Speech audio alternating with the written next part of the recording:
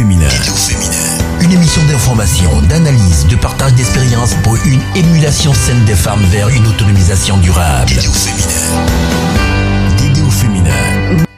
Aujourd'hui, nous recevons une dynamique jeune dame qui se prénomme Meïté Nefanta sur les antennes de la radio Génération, la première radio ivoirienne 100% développement durable. Vous allez vous présenter à nos auditeurs qui sont des personnes qui aiment la nature, qui aiment le développement durable. Présentez-vous à ces auditeurs sympathiques-là. Ok, chers auditeurs, moi c'est Meïté Nefanta. Je suis une jeune membre du reporter et je suis technicien de laboratoire. Technicien de laboratoire. Oui. Alors, ça veut dire que vous rivalisez avec les hommes? Oui, je rivalise avec les hommes. Mais pourquoi vous répondez aussi avec une certaine poigne? Je rivalise avec eux dans le bon sens du terme. Alors, au-delà de ce que vous faites, vous êtes une bénévole à YouReport. C'est quoi YouReport? YouReport, c'est un canal de UNICEF par lequel les jeunes interviennent dans la vie pour changer ou donnent leur voix pour changer les choses dans la vie qui ne les plaisent pas ou qu'ils veulent que ça continue. D'accord. Et vous décidez comme ça d'être bénévole. Oui. Quel humanisme. Derrière cet engagement-là, que recherchez-vous?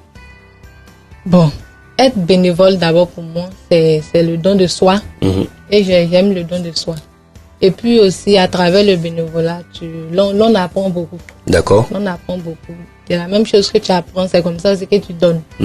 Donc c'est un peu la raison pour laquelle je suis bénévole de Report. D'accord. Alors, quelles sont les opportunités que la nouvelle technologie offre aux femmes?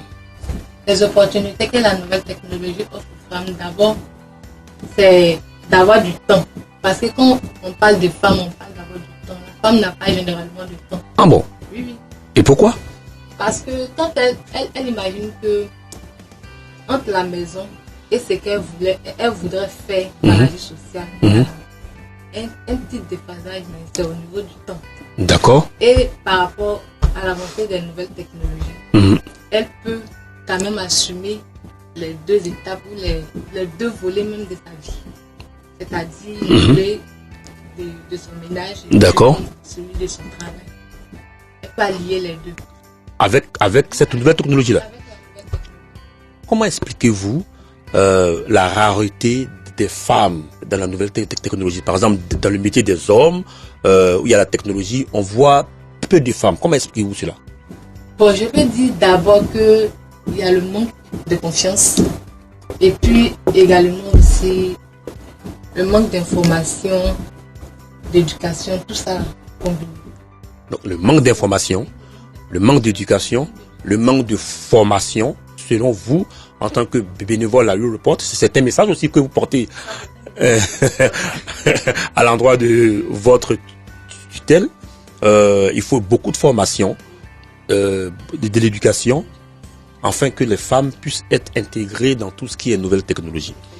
D'accord. Alors, selon quelle solution proposez-vous pour que la femme, en général, puisse être intégrée dans cette sorte de formation? Quelle solution?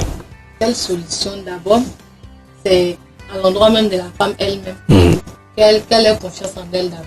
Donc, il faut qu'elle soit elle-même d'abord confiante. Elle ait confiance en elle. Ça veut dire qu'il faut un vouloir. Mais pensez-vous qu'à l'extérieur de la Côte d'Ivoire, puisque vous êtes en Côte d'Ivoire, la tradition africaine peut permettre vraiment à la femme d'avoir des droits? Bon, la tradition africaine, c'est loin la tradition africaine.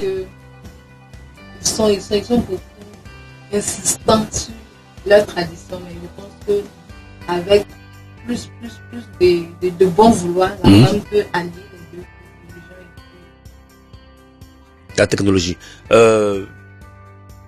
Vous pensez que la femme peut utiliser l'innovation technologique pour éduquer ses enfants, pour comme vous l'avez dit tout à l'heure, pour travailler, pour faire beaucoup de choses? Je pense que cela est possible. Et puis même, c'est ça même le sens réel même de la chose. D'accord. Parce que la nouvelle technologie, c'est lui permettre de gagner en temps. Ça veut dire qu'elle peut rester à la maison et puis faire ses activités. Je prends le volet même de l'Internet. D'accord. Elle n'a pas besoin de se promener partout. Parce que quand tu vas lui demander, le premier argument qu'elle va te donner, c'est que je n'ai pas le temps pour faire ça, pour faire ceci. Alors que la nouvelle technologie, elle peut être chez elle à la maison et puis faire ses activités. D'accord, vous allez regarder cette caméra en face de vous, passer le message à tes sœurs pour leur dire que c'est le moment. Il faut vous lever pour réclamer vos droits. C'est vrai qu'on vous les donne. Et en tant que bénévole à Europort, je répète, adressez-vous aux auditrices et auditeurs pour leur dire un mot. D'accord, chers sœurs, mères et donc il faut vraiment qu'on toutes nos passeroles et nos signaux là pouvoir se mettre au niveau des hommes, pas pour les tenir tête dans le sens propre des choses. Ça c'est bien dit. Pour pouvoir se mettre juste à côté d'eux et franchir les étapes du développement. Merci beaucoup Miss Meite Nefanta. Alors, Europort, parlez-nous en quelques minutes de Europort. Europort, comme je l'ai dit, c'est un canal de UNICEF. Et tout le monde sait à peu près ce que c'est que UNICEF. Et par rapport à le biais de Europort, les jeunes, quand il y a du jeune, ce sont les jeunes, ça va être un enfant. Bon, pas 30 et quelques ans, c'est pas tout. D'accord.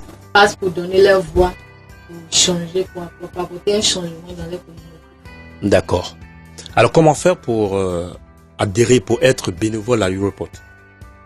Tu envoies juste un SMS, tu envoies joindre au 1366. D'accord. C'est gratuit, tu ne payes rien. Tu envoies et tu vas recevoir des instructions qui te rassurent. Merci beaucoup, nous sommes au terme de cette émission. Nous avons été très heureux de partager ces moments avec vous. Alors, quel est votre dernier mot? Mon dernier mot, c'est d'avoir dit merci à la radio Innovation, qui est une radio 100% de développement durable. Et je souhaitais une bonne campagne. Quand on parle de développement durable, je crois qu'on parle de la base même des choses. Merci de nous avoir suivis, amis auditeurs. On va se retrouver certainement une prochaine fois pour une autre émission avec les femmes, puisque elles sont au pouvoir. On n'a pas le choix, mais je sais que beaucoup de choses sont en train d'être faites et que avoir une égalité entre hommes et la femme, c'est la priorité de chaque gouvernement dans le monde. Merci, on se retrouve certainement une prochaine fois. Portez-vous bien. Ciao. Dédé au féminin. Une émission d'information, d'analyse, de partage d'expériences pour une émulation saine des femmes vers une autonomisation durable. Dédé au féminin.